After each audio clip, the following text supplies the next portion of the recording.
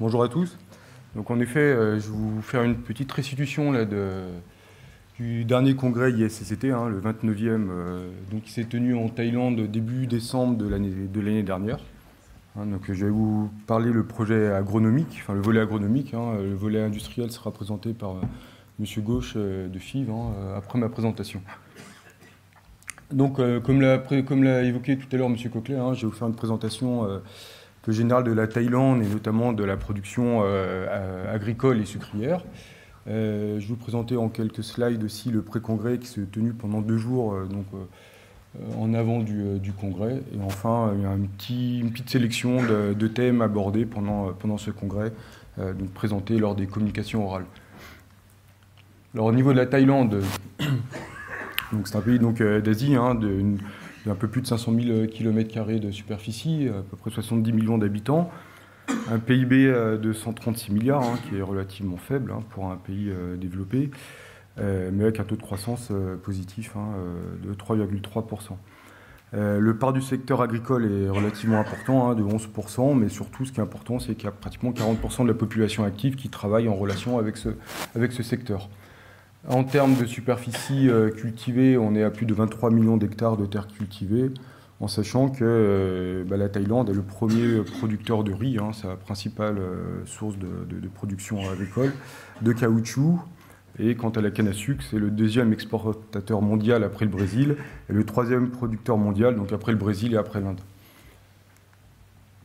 Alors, en termes de sucreries, donc on en dénombre 51 sucreries actuellement, hein, avec 2 principaux groupes, hein, Mitropol, qui a 6 usines sucrières réparties sur les zones sucrières de la Thaïlande, et TRR, dont a parlé M. Vert tout à l'heure.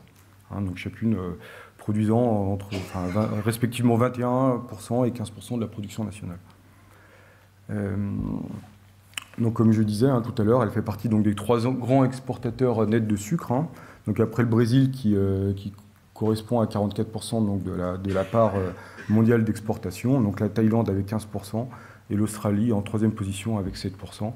Et en revanche, elle a quasi 75% de la production thaïlandaise en fait, est exportée. Hein, donc c'est essentiellement un produit exportateur. Alors en termes de superficie agricole, hein, sucrière, on a en 2016 un peu plus d'1,7 million d'hectares qui sont cultivés en sucre, hein, contre 1 million en 2007. Hein, donc en 9 ans, on a eu une augmentation de 70% en fait, de la surface cultivée en canne à sucre. On note, alors comme c'est un système, on en reviendra après, un système qui est plutôt avec un modèle de petits planteurs, hein, on note un fort appui de l'État et des grands groupes sucriers, hein, notamment les 2 grands groupes que j'ai évoqués tout à l'heure, hein, Mitpol et puis TRR, hein, pour le développement de la canne à sucre, que ça passe par l'accès aux terres, donc les facilités en termes de location ou de droit à la terre, un soutien technique et logistique de ces exploitations-là. Hein, donc on voit la couverture donc, de la canne à sucre dans le pays, hein, qui est essentiellement la plus grosse zone de production, donc c'est au nord-est, mais également au centre du pays. Donc en 2015, il y avait une production de 105 millions de tonnes de canne, et à 2020, les perspectives en fait, sont haussières, hein, puisqu'on attend, ils projettent d'aller jusqu'à 180 millions de tonnes de canne, avec une exploitation donc, de 2,5 millions de surfaces cultivées. Alors c'est une agriculture qui est essentiellement représentée donc, par un modèle de petits planteurs, hein, donc des petites exploitations, puisqu'il y a plus de 50% des exploitations hein, qui sont inférieures à 10 hectares, hein, donc qui sont essentiellement des agricultures familiales, hein, donc avec des contrats avec les grands groupes sucriers donc, qui s'occupent donc d'acheter la production. Donc c'est une culture donc, qui est faiblement mécanisée, hein, à l'exception justement des grandes surfaces qui sont pour la plupart exploitées par les grands groupes. Hein. Et d'un autre côté, ça veut dire qu'en fonction du cours du sucre, il peut y avoir un basculement vers d'autres cultures, donc c'est assez volatile en termes d'assolement, au moins au niveau de l'échelle de l'exploitation. Alors la moyenne agricole, elle est inférieure à 64 tonnes, hein. Ça c'est la moyenne sur 10 ans. Avec des rendements qui sont fortement liés aux conditions climatiques. Alors vous voyez qu'en 2016, alors, ça avait bien augmenté jusqu'en 2011 avec un palier jusqu'en 2014. Mais 2015-2016 et essentiellement 2016, il y a eu une baisse, notamment par une sécheresse importante donc, au niveau du pays. Donc les rendements agricoles, donc, avec 64 tonnes, se situent à la moyenne des rendements agricoles mondiaux. Loin derrière l'Australie, la Colombie, qui sont en haut qui représentent en haut du panier, quoi. Donc en termes de production, on voit une augmentation de la production jusqu'en 2015, essentiellement due à l'augmentation des surfaces, comme je l'évoquais tout à l'heure, avec une forte augmentation depuis 2007, mais une baisse donc la dernière année du fait de la sécheresse. Mais cette année, M. Crassa en a parlé, même en Thaïlande, là on s'attend à une augmentation substantielle de la production, du fait après aussi de conditions climatiques plus avantageuses. Alors, concernant le pré-congrès, donc, il y a eu lieu le 2 et 3 décembre, donc en Thaïlande, et donc là, surtout, donc, comme je disais, au niveau de la principale zone de production, c'est-à-dire dans le nord-est de la Thaïlande, il y avait à peu près 200 participants qui ont participé à ces 2 journées-là, avec 2 visites, donc des principales sucreries ou principales aussi centres techniques. Donc Mitropole la première journée, et puis Konkanfield Crops Research Center, qui est aussi un groupe sucrier, mais aussi qui fait de la recherche, notamment en sélection variétale. Donc au niveau du groupe Mitpol, qui est le plus gros groupe sucrier, donc avec les 6 usines que vous voyez ici formalisées sur la carte, donc la visite a eu lieu dans la région de Konkan. Et là, au niveau agricole, il y a eu la présentation donc, du système de contrat de location de terre avec les petits planteurs, donc j'en parlais tout à l'heure, et puis aussi une présentation du centre de formation technique pour les planteurs, donc afin d'améliorer aussi la productivité, et également aussi le programme de création variétale, les variétés MPT qui sont également envoyées à travers le monde avec des contrats aussi de transfert variétaux. Donc ont été présentés des termes d'innovation technique en termes de biotechnologie et de coproduits pour améliorer aussi la fertilité du sol, en termes de technologie de sucrière et en termes de création variétale. Donc à noter aussi qu'il y a eu aussi la visite, alors peut-être que M. Gauche va en parler, donc de l'usine de Mitpol, qui est une grosse usine puisqu'elle a 40 000 tonnes de canne par jour, et aussi une production aussi d'énergie de 76 MW, qui est aussi reversée sur le réseau national. Le lendemain, donc, il y a eu aussi la visite du Konkanfield Crops Research Center, qui est un centre de recherche donc, épaulé par l'université et le ministère de l'Agriculture. Et donc, il y a un programme de création variétale de canne pour le sucre, pour l'énergie et pour le fourrage, avec des variétés. Donc, c'est cette variété-là qui est cultivée en majeure partie au niveau de la Thaïlande. Il y a eu également une visite pour voir la détection et le contrôle de la maladie donc de la feuille blanche, qui est un phytoplasme, un virus qui sévit en Australie, mais surtout aussi en Thaïlande, d'où un atelier qui a été présenté à ce niveau-là. Et puis après, une gestion de l'eau, de la mécanisation de la récolte, notamment pour les petits planteurs, puisqu'ils représentent la grande majorité des modèles d'exploitation. Alors concernant le congrès, cette année, il y a eu 154 communications orales, donc moins qu'en 2013, enfin moins qu'au Brésil en 2013 ou au Mexique en 2010, avec, comme on voit ici, une plus grande part des sujets au niveau usine par rapport aux sujets agricoles. La part de l'usine est passée de 20 à 30% cette année-là. Donc certainement, Monsieur Gauche va en parler, certainement dû aussi à davantage d'innovations qui sont faites au niveau des technologies d'usine. Alors au niveau agronomique, on retrouve les 3 commissions, les 7 disciplines classiques, donc c'est-à-dire au niveau agriculture qui correspond à l'agronomie et à tout ce qui est machinisme, mécanisation, à la biologie, donc tout ce qui est phytopathologie, entomologie et sélection variétale, et puis management, donc qui concerne un peu, qui est un peu plus transverse sur la diffusion et les innovations techniques. Alors correspondant en fait tout ce qui est pratique culturelle. Alors j'ai voulu parler de ça parce que on en avait déjà abordé lors des dernières journées FCAS.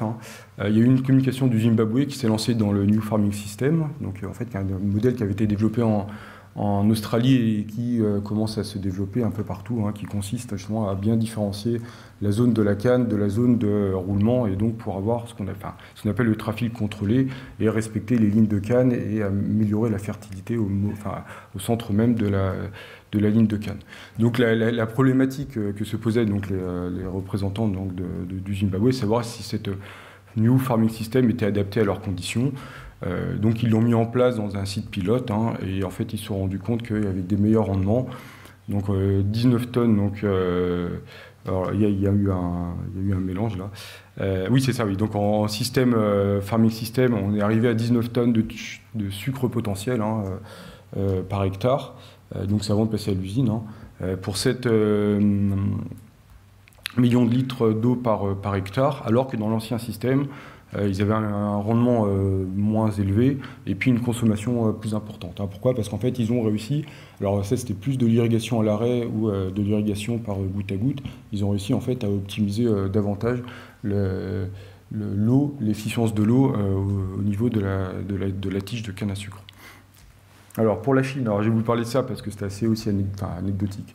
C'est important puisqu'en fait la Chine a montré que le fait de mettre en place et de suivre les fondamentaux agronomiques de la canne à sucre, hein, à savoir l'amélioration de la préparation des sols, des conseils en fertilisation, de la mécanisation et la gestion des résidus de récolte pour favoriser aussi la fertilité du sol, ou après tous les avantages qui sont induits, une meilleure application de la vinasse et puis la gestion raisonnée des maladies ou des mauvaises herbes, hein, permet aussi une amélioration du rendement, hein, puisque aussi en Chine il y avait aussi beaucoup de petits planteurs qui ne respectaient pas ces fondamentaux-là, hein, et donc ils ont montré qu'en fait en une vingtaine d'années il y a eu des paliers d'augmentation de rendement, hein, donc au fur et à mesure de la mise en place et du suivi de ces recommandations-là, hein, bon, exception faite après des dernières années où la production a diminué du fait du prix du sucre, hein, qui a poussé les petits planteurs à s'axer davantage vers d'autres cultures.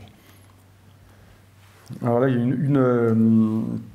une communication au niveau des pratiques culturelles donc, qui a été présentée par le Japon qui m'a semblé assez étonnante, ou au moins qui valait le coup, à mon avis, d'être montrée, hein, puisque c'est une question en fait qu'on se pose pas, c'est-à-dire à savoir quel peut être l'intérêt en fait de mélanger une variété au sein d'une même parcelle, hein. Et donc ils ont fait un essai avec deux variétés mélangées, soit la variété l'une à côté de l'autre, enfin les deux variétés différentes, soit entre deux lignes de canne. Et en fait ils ont montré que dans un sens ou dans l'autre, en fait on avait le même rendement. Donc avec des variétés mélangées ou en variété en monoculture. Donc pour cette personne-là, l'intérêt était plutôt justement de pouvoir, alors pas d'augmenter les rendements, mais d'avoir une assurance s'il y a des conditions pédoclimatiques qui font que si une variété est lésée, l'autre variété compensera en fait le baisse de rendement de l'autre variété. Bon, après, de manière exploitation, ça pose d'autres problèmes, hein, en termes déjà de plantation, de gestion agricole et même de la maturation, hein. Donc c'est un système qui pour moi est bon dans le vue de l'esprit. Après au niveau de la pratique en elle-même c'est plus compliqué. Alors au niveau irrigation, c'est vrai qu'il y a beaucoup de projets qui commencent à voir le jour dans la canne à sucre, hein, avec l'irrigation.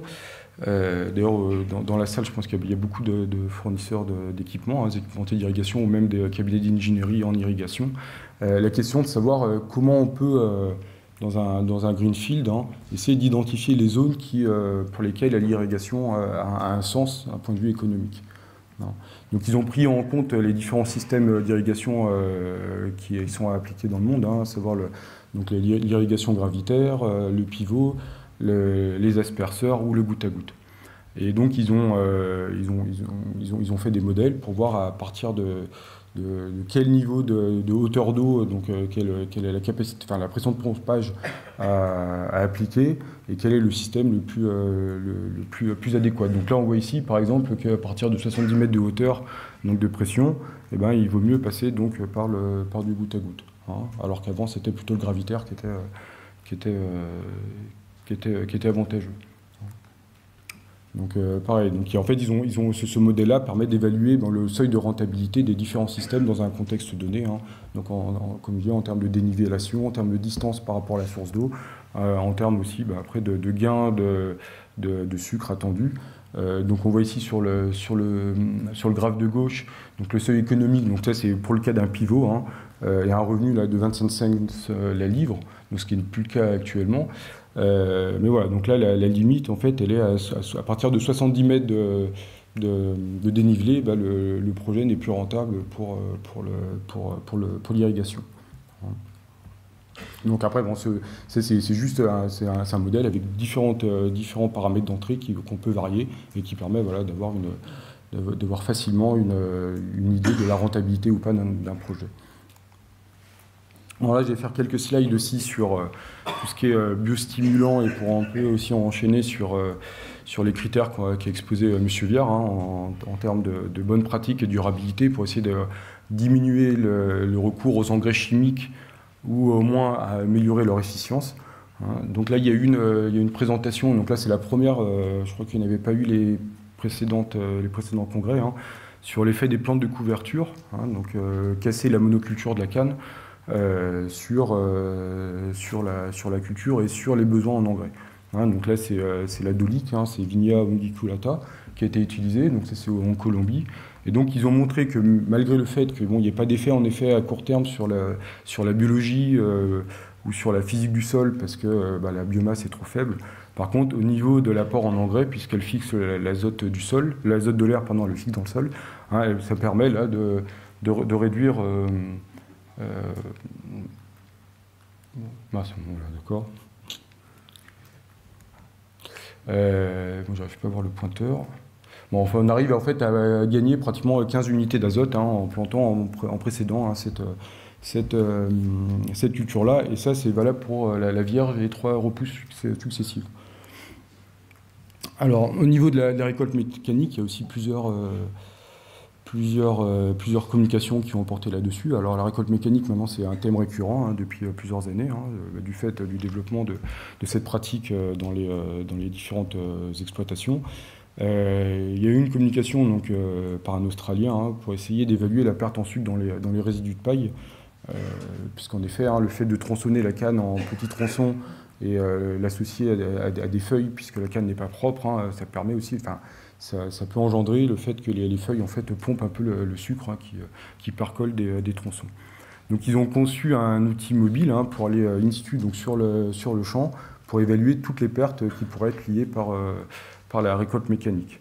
Hein. Donc il y a plusieurs causes de pertes au niveau de la canne, hein. Donc, que ce soit les tronçons de tiges qui sont déchiquetés et qui sont envoyés au-delà de la remorque suiveuse, ou après, comme je disais tout à l'heure, hein, la percolation qui reste dans les feuilles de canne. Hein, et en compensation avec les non-cannes. Donc il y a la vitesse comme vous voyez ici, c'est la vitesse du ventilateur, hein, l'extracteur secondaire.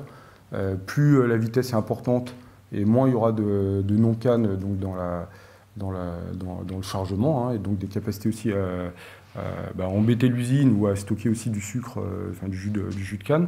Et après, d'un autre côté, donc là, ça c'est l'augmentation à gauche, c'est l'augmentation donc des pertes en sucre avec l'augmentation donc de la vitesse du ventilateur. Hein. Et puis à droite, pardon, là c'est la compensation avec les pertes au champ, puisqu'il y aura une grosse partie des pertes, plus on augmente le ventilateur, et plus il y aura de la matière qui va partir à l'extérieur en fait, des convois. Donc là ils ont fait sur une année, ils ont fait un suivi, donc comme c'était en champ, ils ont fait un suivi de tous les entrepreneurs, parce qu'en Australie, c'est essentiellement des entrepreneurs qui assurent la récolte hein, et des machines. Et donc ils ont montré que les pertes en sucre pouvaient aller de $100 000 jusqu'à $800 000 hein, par an, hein, ce qui est conséquent. Et donc c'est un levier aussi pour adapter la marge de la machine, hein, pour se ramener plutôt vers des pertes acceptables, hein, $200 000, hein, et donc qui sont liées, comme je disais, à des pratiques de récolte, donc réduire la vitesse d'extraction, rouler moins vite pour diminuer toutes ces pertes. Une autre communication, c'était pour essayer d'évaluer les pertes entre la récolte mécanique et les comparants entre la récolte mécanique et la récolte manuelle, hein, puisque du fait de l'augmentation de la récolte mécanique qui est un peu subie, du fait des contraintes sociales et environnementales, mais après, est-ce que c'est vraiment plus intuitivement on dit oui, il y a plus de pertes, mais est-ce que c'est réel par rapport aussi au fait que la canne mécanique, elle est beaucoup plus fraîche, elle arrive à l'usine avec ce qu'on appelle un temps de levée, un temps entre la récolte et le broyage qui est beaucoup plus faible. Donc ils ont fait la comparaison donc, en tonnes de sucre par hectare entre les deux systèmes de récolte. Et finalement, ils se sont rendus compte que dans un système de mécanique avec un coupe en verre, donc mécanique optimisée, comme je l'évoquais tout à l'heure, donc avec une moindre perte en sucre à l'hectare, hein, et une canne manuelle qui est récoltée à broyée 80 heures après récolte, là, va une augmentation en tonnes de sucre de pratiquement 15%. En revanche, si on est dans un temps de levée manuel acceptable, donc c'est-à-dire à peu près une journée, 24 heures, là, les rendements sont équivalents. Donc, globalement, on tendrait plutôt à dire que la récolte mécanique, elle est plutôt bénéfique en termes de tonnes de sucre par hectare, ou en termes de pertes. Alors, deux sujets aussi qui ont eu trait aux micro-organismes pour aussi améliorer l'efficience des engrais, comme j'évoquais tout à l'heure. Hein. Donc, en Thaïlande, ils ont fait appel donc à des mycorhizes, un champignon mycorhizien, donc qui se lie à la racine, et là qui permet donc d'avoir une meilleure assimilation du phosphore, et puis une plus grande résistance à la sécheresse. Donc ils ont suivi donc, dans des essais, des essais agronomiques, donc ils se sont rendus compte donc tous les paramètres de biomasse, hein, donc diamètre, longueur, poids de la tige étaient plus importantes à 8 mois, donc en pleine période de croissance active, et une exploitation plus importante donc, dans la canne hein, d'azote, phosphore et de potassium, hein, donc qui est liée aussi après à la production de biomasse. Hein. Et eux, dans leurs essais, ils ont eu une augmentation donc, de 51% par rapport au témoin. Alors, ce n'est pas des essais qui sont faciles à faire, puisque nous-mêmes à la Sombia, on a eu plusieurs essais avec les mycorhizes qui n'ont pas forcément porté ses fruits, puisqu'il y a quand même des synergies et la souche mycorhizienne est souvent sélective de la variété de la canne à sucre, et l'une ou l'autre en fait, ne fonctionne pas forcément toujours ensemble. Deux autres communications à peu près similaires, hein, Thaïlande et Colombie, hein, qui ont permis aussi de montrer que certaines bactéries permettaient aussi de voir une meilleure solubilisation de l'azote, du phosphore total dans le sol, hein, et qui permettait après d'avoir un phosphore plus facilement assimilable par la plante. Et ça, ceci avait un effet beaucoup plus important dans des environnements où le phosphore disponible hein, est très faible. Donc du seuil de 1%, c'est aussi le cas dans le contexte africain. Et le fait d'utiliser, donc ils ont screené, donc ils ont utilisé plus de 200 bactéries. Hein. Parmi ces bactéries, donc avec des tests en laboratoire, ils ont identifié certaines, donc c'est des souches locales, certaines justement qui avaient la capacité à remobiliser en fait l'azote qui sont liées dans le sol et qui n'est pas disponible en tant que tel par la plante. Alors rapidement, hein, parce que bon, je voulais aussi montrer aussi, parce que bon, mais si j'aborde pas spécifiquement ces sujets-là, voir un petit panel aussi, ce qui a été présenté en phytopathologie pour montrer aussi un peu les problématiques actuelles. Hein. Donc en phytopathologie, on retrouve notamment, il y a eu 3 communications sur la rouille. Hein. Alors la rouille, c'est maintenant aussi récurrent, hein, depuis, notamment avec la rouille orangée qu'on observe là, depuis une dizaine d'années au niveau international. Au niveau de la mosaïque aussi, avec 3 communications. Après 3 communications sur notamment le CIRAD, on avait fait une sur la détection et la gestion des maladies. Voilà. Après, bon, on a eu une communication, comme je disais, sur la feuille jaune, hein, le sugarcane white leaf, qui est aussi une maladie qui est très présente en Thaïlande. Alors en entomologie, on retrouve à la tête du podium les borères, hein, avec M. Goebel qui a fait au moins trois communications sur ce sujet-là, hein, épaulé aussi de ses collègues au Colombie, au Nicaragua, mais aussi beaucoup de communications aussi sur les coléoptères. Donc peut-être que Régis nous donnera, j'ai oublié le nom là, de celui qui est au milieu, hein. C'est Rodolfo, tu nous diras après. Et puis après, quelques communications sur les nématodes, les hémiptères, donc sur les ravageurs. Et enfin en sélection, alors cette année il y a un peu moins de sujets en sélection variétale, beaucoup sur la génétique, hein. Ça c'est toujours un thème qui est très fort, donc essayer de cibler génétiquement les variétés intéressantes, hein, par rapport aux marqueurs ou les gènes intéressants, et puis aussi beaucoup de communication sur l'amélioration des schémas de sélection en fonction des critères ou des conditions de production, notamment la récolte mécanique. Il y a eu pas mal de communication là-dessus. Comment adapter les critères et les schémas de sélection justement aux nouveaux enjeux, et notamment ceux liés à la récolte mécanique. Alors enfin, pour finir, deux communications un peu générales qui avaient été présentées en plénière. Donc l'une qui permettait donc d'analyser les coûts de production donc dans différents systèmes de production, hein, différents contextes, hein, pour essayer de comparer leur productivité, notamment dans le cadre de la libéralisation des marchés, hein, on en parle donc depuis le début de la matinée, voir quels sont les systèmes qui actuellement sont les plus viables. Donc ils ont pris quatre systèmes de production, un modèle, donc en Thaïlande, Vietnam, donc plutôt les agricultures familiales peu mécanisées, et Australie, Brésil, qui eux à l'inverse sont plutôt des agricultures extensives mécanisées. Donc en termes de rendement, en effet là, le Brésil est largement supérieur, hein.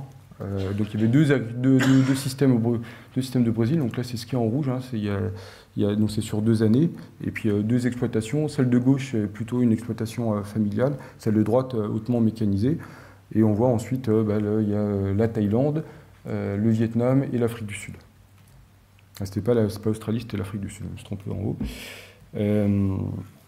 Et on voit donc, en outre le fait que les rendements sont plus forts pour le Brésil, hein, on voit des rendements fluctuants d'une année sur l'autre, hein, pour la Thaïlande et l'Afrique du Sud, comme je l'évoquais tout à l'heure, hein, notamment liés aux conditions climatiques.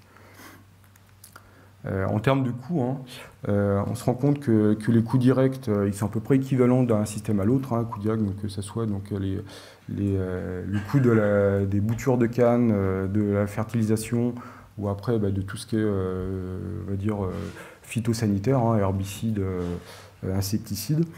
Par contre, ce qui fait varier le coût total de production à l'hectare, hein, c'est tout ce qui sont les coûts d'opération, hein, donc les coûts de récolte, les coûts de la main-d'œuvre, etc. Hein. Donc on voit que là, le Brésil manuel, hein, celui qui est en 4e position en bas, hein, a des coûts plus faibles. Et donc en termes de rentabilité, on voit que tous les systèmes, alors ce qu'on voit c'est donc en bleu foncé, hein, donc ça c'est la trésorerie, hein, c'est le cash cost, et donc en rouge, donc c'est le revenu que se fait l'exploitation. On se rend compte donc que toutes les exploitations en fait arrivent à dégager donc une trésorerie ou au moins qui a des coûts de trésorerie qui sont inférieurs aux revenus directs qu'ils ont, hein, donc qui sont viables sur le moyen court terme. Par contre, à long terme, en fait, on voit qu'il n'y a que le Vietnam et le Brésil, hein, qui ont des coûts totaux qui sont inférieurs aux revenus globaux qu'ils génèrent. Hein. Donc, du fait, d'une part, par rapport donc, à la mécanisation au niveau du Brésil, hein, qui permet de réduire les coûts, ou parce qu'il y a un prix aussi un prix d'achat du sucre, hein, qui est plus élevé en Thaïlande. Vietnam, pardon, excusez-moi. Et enfin, donc, en dernier sujet, hein, donc c'est la place de la recherche et développement donc, dans la conjoncture actuelle. C'est vrai qu'il y a un constat. C'est vrai que ces dernières années, il y a un saut de rendement qui est beaucoup moins important qu'il y a 30 ans. Hein, et du fait de développement moins rapide ou moins prégnant, en fait, des nouvelles technologies ou des nouvelles pratiques. Et donc, il y a une remise en cause des instituts des recherches des pays canniers. Hein. C'est vrai qu'il y a une dizaine d'années, on a eu pas mal de bouleversements en Australie, en l'île Maurice, en Afrique du Sud, sur les crédits accordés donc, sur ces centres techniques. Hein. Et donc, en fait, ce papier-là, en fait, montrait à dire que finalement, c'était pas forcément une bonne chose, parce que la tendance, justement, du fait de cette moindre valorisation en fait, de la recherche, en réaction, bah, les pays ont dit non, plutôt, on va plutôt s'axer sur le développement et moins sur la recherche fondamentale. Puisqu'avant, c'était un centre de recherche faisait de la recherche et développement de la recherche fondamentale jusqu'au développement. Finalement, il y a eu une propension à aller squeezer la recherche et aller davantage vers le développement. Maintenant, ce qui est préconisé plutôt donc, par ce groupe de techniciens ou d'opérateurs, c'est plutôt se dire on laisse la recherche et le développement, mais on le déconnecte, laisse la recherche fondamentale, on le déconnecte du développement, pour pas qu'il y ait d'ambiguïté ou de conflit en termes de valorisation directe, puisque la recherche en tant que telle, elle ne peut pas être rentable au même niveau, au même titre que le développement et l'application. Mais par contre, elle a un sens sur le moyen, le long terme, pour l'amélioration de la rentabilité des exploitations. Voilà, donc en fait, c'était ce qui était préconisé. Alors peut-être que le CIRAD, là aussi, qui est largement représenté aujourd'hui, pourra peut-être aussi dire son mot là-dessus. Donc voilà, j'en ai terminé pour cette restitution. Je vous remercie pour votre attention et puis à vos dispositions pour les questions.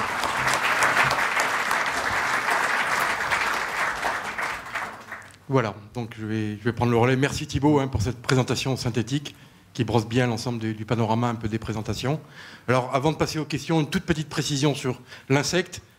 En tant qu'entomologiste, je ne vais pas louper ça. Donc il s'agit du charançon, Rhynchophorus ferrugineus, qui passe du palmier à la canne à sucre et qui pose de plus en plus de problèmes dans le monde, y compris en France. Donc il a tendance un petit peu à se répandre en ce moment. Et pour la petite histoire, il y a 15 jours, j'étais en Chine et je suis tombé sur cet insecte. Donc voilà, il est vraiment répandu un peu partout. Voilà, donc je vais maintenant passer la parole à l'Assemblée pour voir un peu les questions. Je ne sais pas si vous avez des questions par rapport à cet exposé. Oui. Est-ce que vous êtes concerné par les normes IFS, International Food Standard, ou pas du tout? Vous êtes beaucoup trop en amont par rapport aux besoins de ces normes? Alors pour l'instant, M. Coquelet va peut-être préciser, pour l'instant au niveau de Sambia, non, on n'est pas concerné. Maintenant, comme disait M. Viard tout à l'heure, on s'engage au niveau d'une démarche plutôt bon sucro, puisque c'est aussi une nécessité ou une demande de la part des clients. Mais IFS, non, je ne crois pas. D'autres interventions? Oui, Marinus, ouais.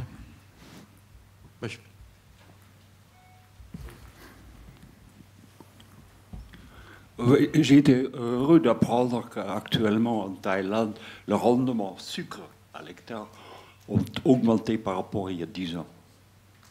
Est-ce que vous connaissez les raisons?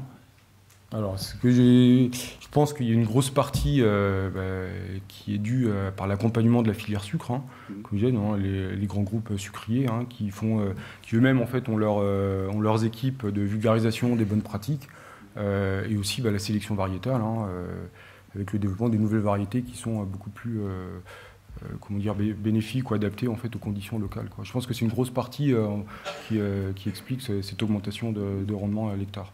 Ce que j'ai un souvenir des anciennes études de l'Orstom en Thaïlande qui posait le problème de l'hydromorphie des sols en canne à sucre, le natro. Peut-être maintenant c'est réglé. Je ne sais pas, c'est certainement des problématiques locales, mais là, Marinus, je ne sais pas. Pas les plus, mais certainement. Après, je pense que souvent, tout ça, l'amélioration de rendement se fait par une démarche globale. Si les sols, c'est limitant, en effet, il faut trouver aussi des moyens pour drainer, etc.